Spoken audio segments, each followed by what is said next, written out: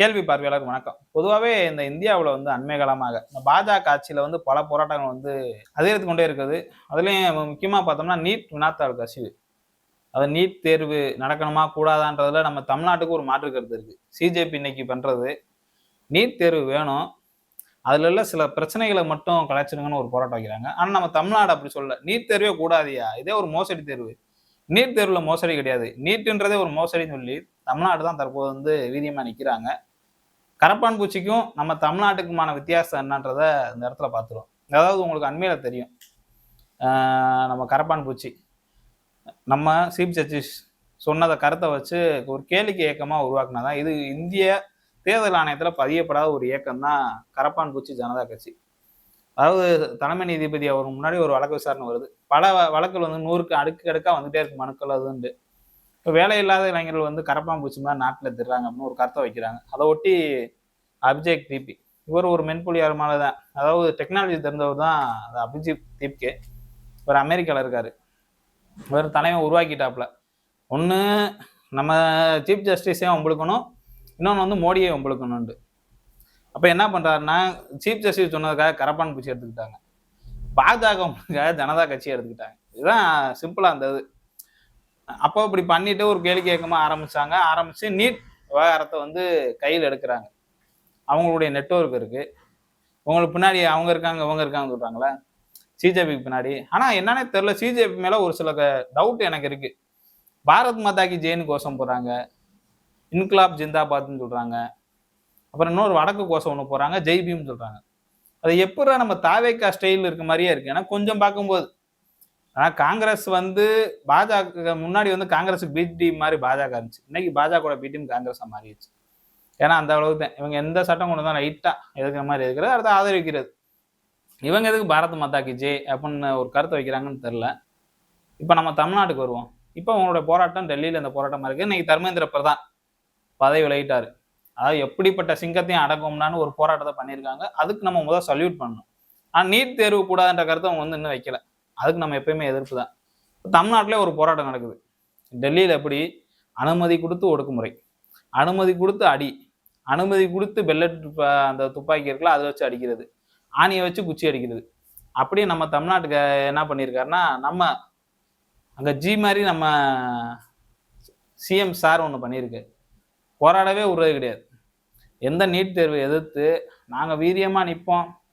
தாவேக்கா என்பது தந்தை பெரியாருடைய கொள்கையில வீரியமா இருக்கு, சமூக நீதியில வீரியமா இருக்கு, மதச்சார்பற்ற சமூக நீதி, மதச்சார்பற்ற நாங்க அப்படின்ற மாதிரி ஒரு கருத்தை வைப்பாப்புல.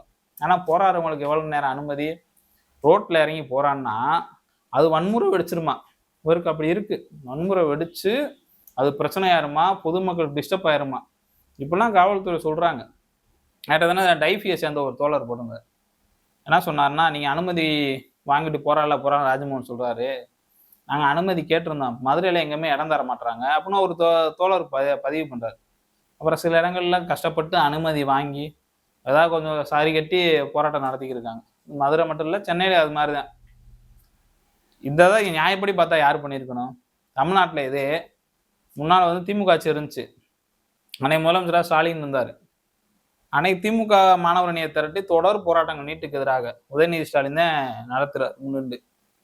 ராஜீவ் காந்தி, வீரமணி, இன்னும் பல மாணவரணியை சேர்ந்தவங்க தான் அந்த போராட்டத்தை முன்னின்று தொடர் போராட்டமாக அங்கங்கே நடத்திக்கிட்டே இருக்காங்க. நீங்கள் என்ன பண்ணியிருக்கணும்? உங்களுக்கு நீட்டு எதிர்ப்பு தானே. இது வரைக்கும் தாவேக்கா ஆட்சி அமைஞ்ச பிறகு அது முன்னாடியும் நீங்கள் பண்ணலை.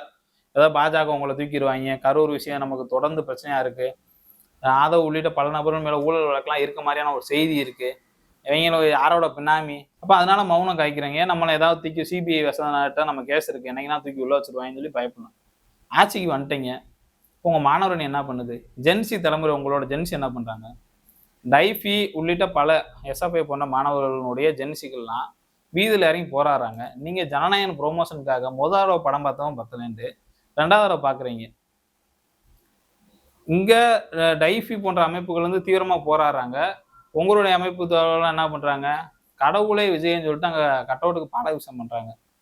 ஆனால் நான் தமிழ்நாடு ஏன் மாறுபடுக்குன்னு ஆரம்பத்தை சொன்னேன்னா, இந்த மாதிரியான ஒரு தற்கூறிகள் ஒரு புறம் இருந்தாலும் நாங்கள் துடிப்பாக இருப்போன்ற ஒரு கருத்தை கனிமொழி அவர்கள் வச்சுருக்காங்க. இப்போ டெல்லியில் போராடுறதுக்கு எங்களுக்கு ஒரு வித்தியாசம் இருக்குன்னு கனிமொழி சொல்லியிருக்காங்க. நான் திருமாவளவர்களும் சொல்லியிருக்காங்க, திருமாவளவன் கூடுதல் என்ன சொல்லியிருக்காங்கன்னா, பாஜகவினுடைய பிரதமர் மோடி அவர்களே பதவி விடணும்னு ஒரு கருத்தை வைக்கிறாங்க அழுத்தம் திருத்தமா. நம்மளுடைய கோரிக்கை அதுவாக தான் இருக்கணும். இந்தியாவுடைய கோரிக்கை அதுவாக தான் இருக்கணும். இப்ப ஒரு தடவை முறைகேடு நடந்துருச்சு, பிரதமர் பதவி விலகிட்டாரு. இன்னொரு 100 தடவை 150 தடவை வினாத்தாள் கசிவு இருக்கு. அதுக்கெல்லாம் யாரு பதவி விலகுவா? இப்போ மோடியை நோக்கி தானே அந்த கேள்வி வைக்கணும், அமித்ஷாவை நோக்கி அந்த கேள்வி வைக்கணும், ஜேபி நட்டாவை நோக்கி அந்த கேள்வி வைக்கணும். நிதி அமைச்சராக கூடிய நிர்மலா சீதாராமன், வெளியுறவுத்துறை அமைச்சராக கூடிய ஜெய்சங்கர், நீங்களாம் வெளியில போங்கன்னு ஒரு கருத்து வைக்கணும். அப்ப அதெல்லாம் வைக்கல. ஆனா தமிழ்நாடு அதை வைக்குது. நீட் தேர்வே கூடாது, நீட்டே எடு. எங்களுக்கு அது தேவையே கிடையாதுயா. ஏன்னா நம்ம மாநில கல்வியில படிக்கிறோம், கல்வியே அதுக்கு தான் மாநில பட்டியல் கொண்டு வர சொல்றோம். உங்க பிரச்சனையே வேணாம், நீ ஏதாவது ஒரு ராமரு அது சீதா அது இதுன்னு சொல்லிட்டு அறிவியலுக்கு புறமான பல கல்வியை நீ வச்சிருக்க. அதனால நாங்க கல்வியை மாநில பட்டியலுக்கு வாங்கன்றோம். தமிழ்நாடே சமூக நீதி வழியில போனோம், தந்தை பெரியாருடைய கருத்தியல போனோம், அம்பேத்கர் மார்க்ஸோட கருத்தியல போனோம், சமத்துவம் சமூக நீதினு போனோம், மதச்சார்பற்ற தன்மையில போனோம். அப்படின்னா உங்களோட தொல்லையே வேணாம் அப்படின்னு சொல்லி நம்ம கேட்டுக்கிறோம். செவியே சாய்க்கிறது இல்லை. அப்ப சிஜேபிக்கும் தமிழ்நாட்டுக்கான வித்தியாசம் ஒட்டுமொத்தம் நம்ம பார்க்கும்போது, நீட் வேணும்னு சொல்லிட்டு முறைகேடை கண்டிக்கிறான். இதெல்லாம் வேணும், சனாதனம் இருக்கணும், சாதி இருக்கணும், எல்லாம் இருக்கணும்னு சொல்லிட்டு சிஜேபி போராடிக்கு இருக்கு. நம்ம டீம் அப்படி இல்லை, ஜாதி இருக்கக்கூடாது, சனாதனம் ஒழிக்கப்படணும், நீட்டு கூடாதுன்னு நம்ம சொல்றோம். இப்ப இருவேறு இந்த கருத்தை நம்ம பார்க்கும்போது தமிழ்நாட்டினுடைய கருத்து தான் நமக்கு எப்பயுமே சிறந்த கருத்தா இருக்கு. சிஜேபியினுடைய இந்த கருத்தை அடுத்த கடமை அவங்க மாத்திக்கிடுவாங்கன்னு நினைக்கிறேன். ஆனா தமிழ்நாடு இந்த போராட்டத்தை விடக்கூடாது. சிஜேபிக்கு நாளைக்கு இன்னைக்கு தர்மேந்திர பிரதான் பதவி விலகி போயிட்டாரு.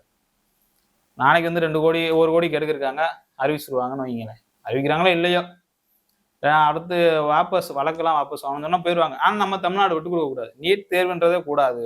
அடுத்த தீயை நம்ம பத்த வைக்கணும். அண்ணா எப்படி அன்னைக்கு 1967 காங்கிரஸ்ன்ற ஒரு கட்சியை விரட்டி தமிழ்நாட்டில் ஒரு புரட்சி தீயை வச்சு தமிழ்நாட்டுன்னு சொல்லிட்டுனா அந்த தமிழ்நாட்டுக்காரர்கள் சுயமரியாதைக்காரர்கள்.